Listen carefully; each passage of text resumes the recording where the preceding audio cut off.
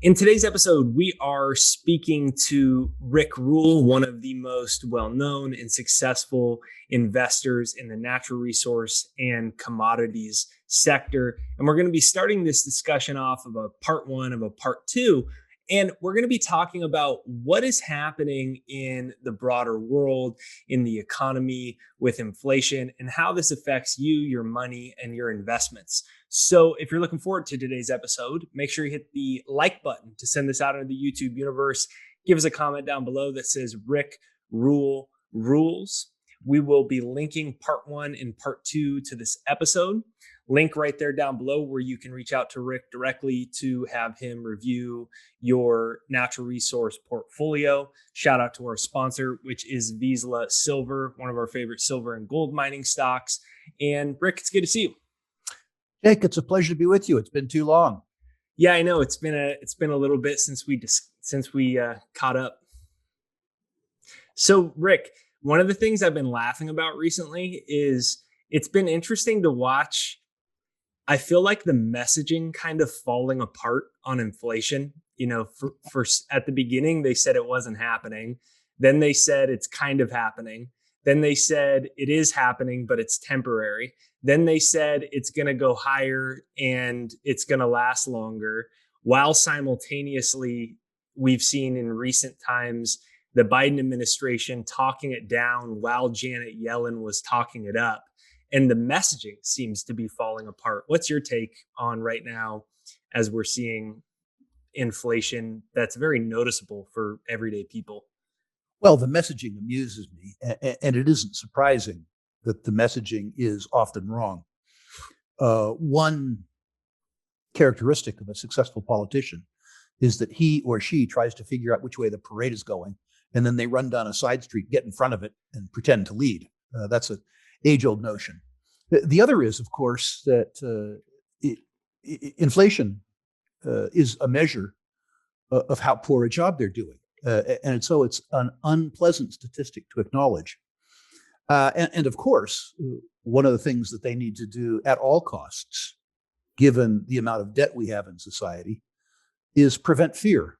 So for those three reasons, my suspicion is that the messaging will continue to be both unwitting and unscrupulous, pardon me. That is to say that they will continue to be not too bright and not too honest. I don't think that most of your listeners need me to remind them of that. I suspect that most of your listeners, first of all, are beginning to be fairly jaundiced with regards to the government's point of view with regards to inflation. But the other thing is, Jake, these big thinkers, the guys who compile these statistics, they don't shop where you and I shop. And they don't shop where your listeners shop. The idea that a basket of goods and services is up by 4.2% this year absolutely beggars belief. Have you been to the gas pump? If you were building a house, how would you feel about lumber prices having now declined by a bit, being 200% higher than they were at the beginning of the year? And my pet peeve, Jake, with regards to inflation statistics is they don't include tax in the cost of living. Now, I think I could swear to you, Jake, that if I didn't have to pay the tax, I wouldn't bitch as much about the index. But from most reasonably successful people's point of view, the tax is 40% of their cost of living. And the idea that they haven't included the increase in federal, state, and local taxes in compiling a cost of living index renders, from my point of view, most of the rest of the index as useless. Yeah, it's amazing to look at how dishonest this statistic really is. And so I wonder, how do you personally engage where inflation is at right now? How do you gauge that versus the CPI numbers? I mean, on a real, I'm not smart enough to do that. John Williams at Shadow Stats, I think, does a reasonably good job of calculating inflation numbers by the measurements that were in place in the mid 70s and 80s. That is to say, he doesn't hedonistically adjust. The idea, as an example, that apartments are nicer now and larger And the consequence of that is that they can explain away some of the inflation by way of quality, doesn't react to the way that ordinary people rent. Rents have gone up. The fact that they happen to live in nicer places is okay, but it costs a greater proportion of their working day to rent a place than it used to. So I guess I look at inflation in a bunch of ways. The most important for you and I in the near term, unfortunately, is the CPI. While the CPI is a very flawed number, it is the number that drives perception. And in the near term, by near term, I mean the balance of 2021, probably into 2022, the reality of inflation will be less important than the perception of inflation. But the perception of inflation is still a number between 4 and 5. And if you compound 4.5%, or 5% over 5 years, what you'll find is that 5% compound inflation destroys well more than a third of your purchasing power over the 5-year time frame. If you accept the lower number that is manufactured, which is to say the CPI, is accurate, every conclusion that you and I would draw with a different number is still valid. I'm not sure if anybody does accept it other than the media and the Fed. I mean, your average person may have heard the news clip, and so they didn't know that it doesn't factor in a lot, but I'm not sure anybody buys that. Well, you're probably, as a platform operator on social media, in touch with more people than I. I basically sit here and paw through annual reports and stuff like that for a living. but you were retired. Well, certainly, yeah. I'm redirected, more than retired. But certainly, I think ordinary folks out there are understanding that the depreciation of the currency, as measured by the spending power of their paychecks or dividend checks or pension checks or whatever it is something to be increasingly concerned about. Now, you've been in the natural resource sector.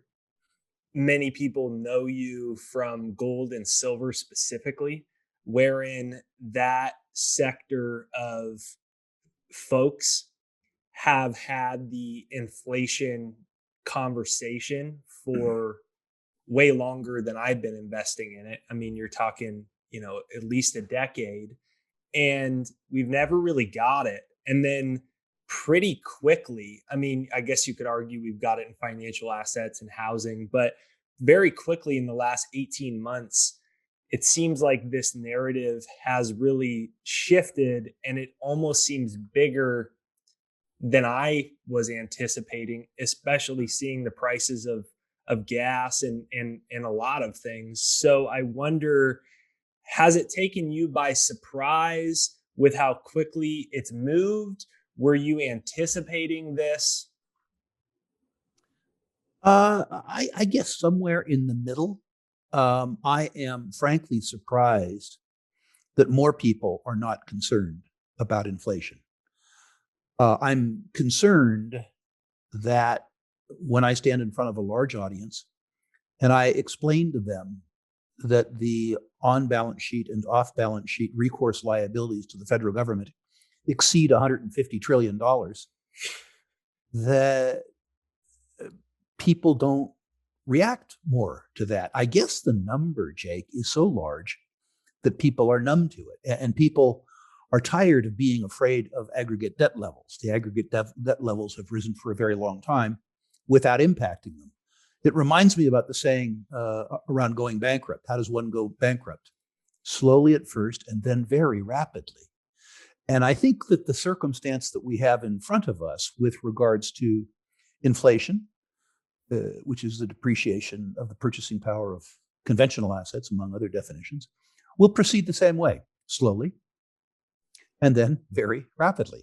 I can't tell you when very rapidly will occur, but I don't think I have to.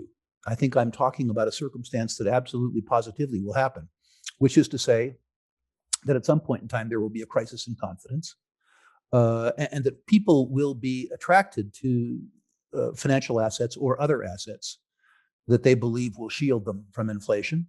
And I believe, too, that people will be attracted to gold and silver in the same way they were in the 1970s, because they'll understand that having an asset where you don't have to trust somebody, an asset that is simultaneously a medium of exchange and a store of value, will have value. Will that realization occur in 2021 or 2022? I don't know. That's a question for a social psychologist.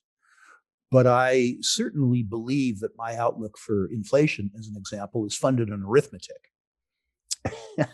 I certainly believe that people who pay some attention to the arithmetic will be concerned about what I would call incipient inflation, 4.5% inflation, and concerned too that inflation will escalate and confidence in the system will de-escalate. I think those are all valid concerns. And I think, frankly, they're probabilities rather than possibilities. I feel like the tone to which you speak about that subject, since you and I begun to talk pretty frequently, I would say that it has widened or it's deepened, in that, you're saying you think there'll be a crisis in the confidence of currency. I essentially feel like what you're saying is we're in the early stages and this is going to get much worse. And I feel like that tone is a lot different than before. So you think we're in the early stages of a trend that's going to continue to get worse? Yeah, likely and poorly. It's difficult for me to understand how we dig our way out of this arithmetic smoothly. It's difficult, too, when you look at the political apparatus in the United States. The two major parties, the Democrats and the Republicans, neither of them have any particular interest in reducing their own power. Neither of them have any particular interest that I can see in balancing the budget. I think all parties have cynically come to agree with H.L. Mencken when he said elections are advanced auctions of stolen property. The Democrats see themselves stealing for certain constituencies, and the Republicans see themselves stealing for other constituencies. But there doesn't seem to be any broad-based support among either of the political parties, or frankly, among most of the electorate, to leave money with the people who earned it and reduce social spending. If you are an old, fat, bald, white person like myself, who would otherwise be expected to vote Republican, you aren't interested in reductions in Social Security or Medicare or Medicaid. Those are benefits that were promised to you that you have worked for 45 years, and you damn well expect them to occur, despite the arithmetic. And it is the fact that there is still such pervasive agreement in the system that makes me believe that the system is going to have to endure some pretty big shocks before it can be fixed. Now, there's a lot more talk about lockdowns. Australia's locked down again, and there's been other places in Europe has. And to me, my opinion is that the lockdowns are however bad it could be from right now, it will get exponentially worse if they do another round, because you're going to have supply chain shortages again, and then they're going to do an entirely new level of printing again, and that's when we really saw inflation pick up over the last 18 months, when they say 40% or whatever of all US dollars were created in the last 24 months or whatnot. And I wonder, do you get the sense we're headed for a new round of lockdowns? And if so, do you think that it will continue to expedite the process of this crisis of confidence, in that you stated slowly at first, then suddenly all at once? Most of that question's above my pay grade, Jake. I think that the politicians are watching the polls very closely. And unfortunately, the population still demands of their politicians that the politicians protect them. I would prefer if the populace believed they needed to be protected from rather than by the politicians. But that isn't the way the world works. In countries where the lockdowns have been most aggressive, Australia, New Zealand, Canada, the population believes that their political leaders have done a good job rather than a poor job. I'm not a public health expert, so I don't want to speak to vaccines or Yeah, I'm not asking you that. policy things. What I want to know is how you feel. It seems like we're headed that way. And I want to know how you feel the lockdowns will affect specifically the economy, the money printing, and this conversation of inflation that we've been discussing. Well, certainly to the extent that there are lockdowns and that the economy is dealt the same body blow that it was dealt last time, it would seem to me almost certain that the voters would demand that the political class respond with more liquidity. When somebody is diabetic, as opposed to going on a diet and changing the way they live, they want the doctor to give them a pill. And my suspicion is that most of the population wants to deal with the fact that they haven't saved by having the government mail them a check. And while that isn't in society's long-term interest, most individual voters don't care very much about society. They care about free beer and a free lunch, which is how they vote. I'm not certain in the near term that will have any particular impact. I think one discounts the negative impact in the long term by using the liquidity that's put into the system by money printing. There's an old adage, don't fight the Fed, don't fight the tape. And we've talked specifically on your show before, Jake, about the fact that most people confuse liquidity with solvency. There's lots of cash in the system. We owe too much money.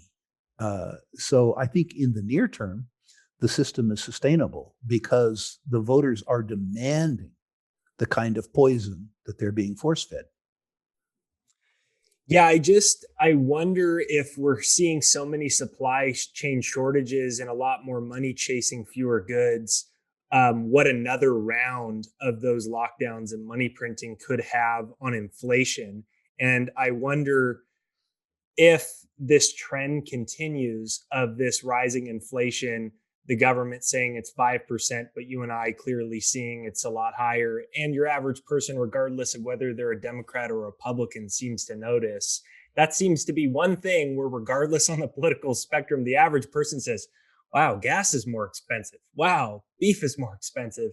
And I wonder, when you say that you don't know how we dig ourselves out of that trend, if you were a psychic and I was giving you 1 quarter to tell the future, where do you think it ends? Do you think that they have to recycle the currency system if you say that this is a confidence crisis? Or where does inflation take us? Can it actually take us to hyperinflation and a legitimate collapse of currency?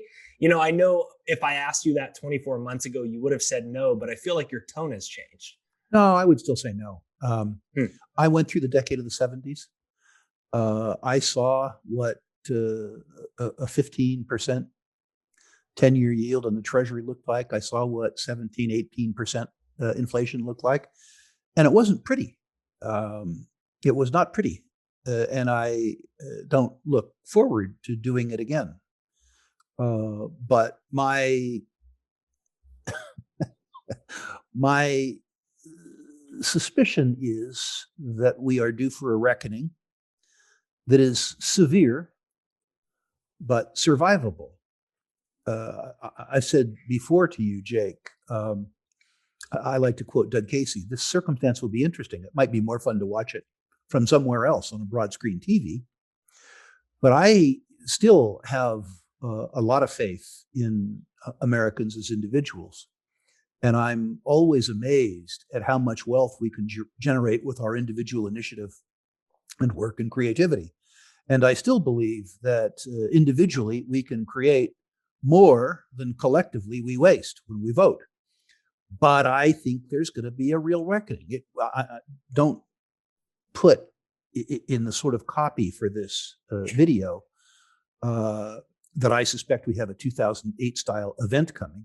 But it wouldn't surprise me at all to see that set of circumstances in our future. It wouldn't, I mean, probably 4 times in my career, I've witnessed fairly abrupt 40, 50% decline in equity prices. And the idea that we could have a fairly dramatic adjustment, I guess they call them resets now, seems likely to me. It seems very likely to me. And the truth is, with regards to that debt and those deficits that I always rail against, your older viewers are going to hate me for this. Your generation could fix it. You could have a partial reset. You could say to old guys like me, you guys voted yourself all these cool benefits, but you forgot to pay for them. And we're not gonna. Sorry about that. Too bad, so sad, strong letter to follow. But your generation voted yourself $100 trillion worth of benefits that you forgot to pay for. And we're not going to pay for them. If you took away entitlements, which would, by the way, be an extremely messy, extremely messy political circumstance, if you acknowledge the obvious, which is to say that the resources aren't there to service the promises that have been made, this could be fixed. Yeah, I don't think that will happen. I think they're just going to keep printing more and more and more money. And whether there's crashes or not, I mean, the crashes will be met with a wall of money, and this printing will basically continue until the wheels fall off.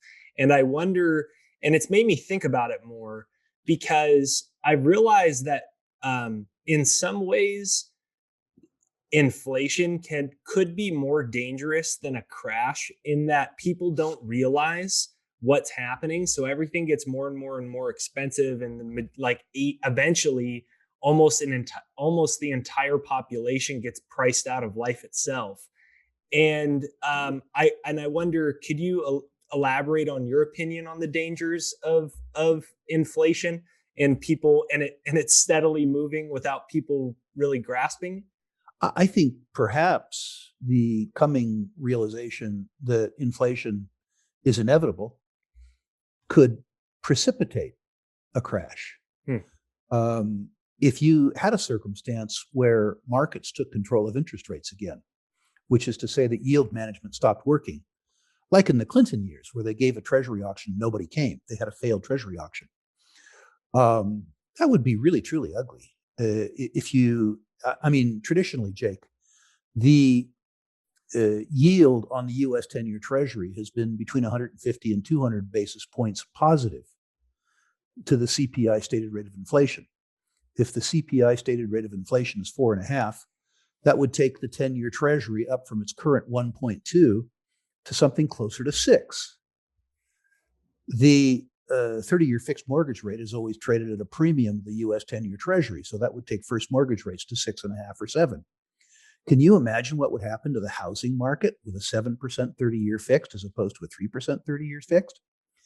Can you imagine what would happen to the treasury market? Well, I can tell you I was there for the 70s, where the notional price of the U.S. 30-year fell by 60, 65%. The so-called riskless asset all of a sudden cost long-term bondholders 2/3 of their net worth. Am I saying this is going to happen? No. But I think that every investor, and in fact, every speculator, needs to include this in their calculations. So then, is the way for someone like me or a listener watching this to prepare for a scenario where they do lose control of interest rates, or they're forced to jack them up in that manner? Is that why you say cash is important if they really just lose control and there's a massive crash? Cash is important because we'll call it precipitous declines and avoid the word crash. Okay. The precipitous declines, while they're unnerving, are useful. The price of assets change. The values don't necessarily change. Our mutual friend, Doug Casey, says bear markets are circumstances where goods and services revert to their rightful owners, the wise. The people who got shaken out of it don't like the process very much at all. But I know for myself that the crash in 2008 was extremely beneficial. because I had the cash and the experience, I had the courage to take advantage of a situation rather than being taken advantage of by a situation. I would suggest both preparing your mind and preparing your portfolio is something that you have to do. When general equities markets fall by 50% and speculative markets fall by 65 or 70%, the last thing that it's easy to do is make yourself buy when everything is falling. Remember, we said before, Jake, that price action justifies narrative. And if the general equities prices fell by 50%, you would be full of narrative based on price information, which would suggest to you that they were going to fall by half again. Precisely at the time that you need to understand that arithmetically those same assets are precisely twice as attractive as they were before they fell. So from that point of view, it's important to bank your psychology, bank your strength, the same way that you bank cash and gold to take advantage of the circumstance. Know too, Jake, that you'll never get it right. Forecasts, predictions tell you a hell of a lot about the predictor, but not always very much about the future. And so what you have to do is consider a range of alternatives, consider the probabilities associated with those alternatives, and just do the best you can. You'll never get it right. The idea is that you get it right enough that you can provide for yourself and your family and outcompete the vast majority of the population who will be completely unprepared. I was driving back from Seattle Airport the other night, and I got into the airport too late to get the ferry to my house. And I stayed at, I guess they're now called an indigenous First Nations casino, formerly called Indian casinos. And I'm not a gambler, I'm a speculator. But as I walked through the casino floor to get myself a free cup of coffee rather than paying for it outside, I was struck by the demographic in the casino. And I don't think that most of the people who were there, from a rational point of view, could afford to be there. And I think that casino is a metaphor for the American population. I think that most people are currently living a lifestyle based on consumption that exceeds the utility that they generate for the economy. That's an ugly thing to say. But my suspicion is that we have to have some form of adjustment around that. Okay, so for everyone listening, we're going to move on to part 2, where we're going to be diving into that subject a little bit more. We're going to be talking about gold, silver, mining stocks, commodities, uranium, and the best ways, as Rick said, there's some opportunities that maybe you can make enough for you and your family. So we're going to be discussing one of those areas that Rick has specialized in over the last many years in natural resources, gold, silver, and commodities. So make sure you hit the like button on this video to send it out in the YouTube universe so more people see it. Right there down below is Rick's link where you can reach out to him and he will grade your natural resource stock portfolio right there down below. So give us a comment down below that says Rick Rule Rules. Make sure you check out part number 2. And Rick, I'll see you on part number 2.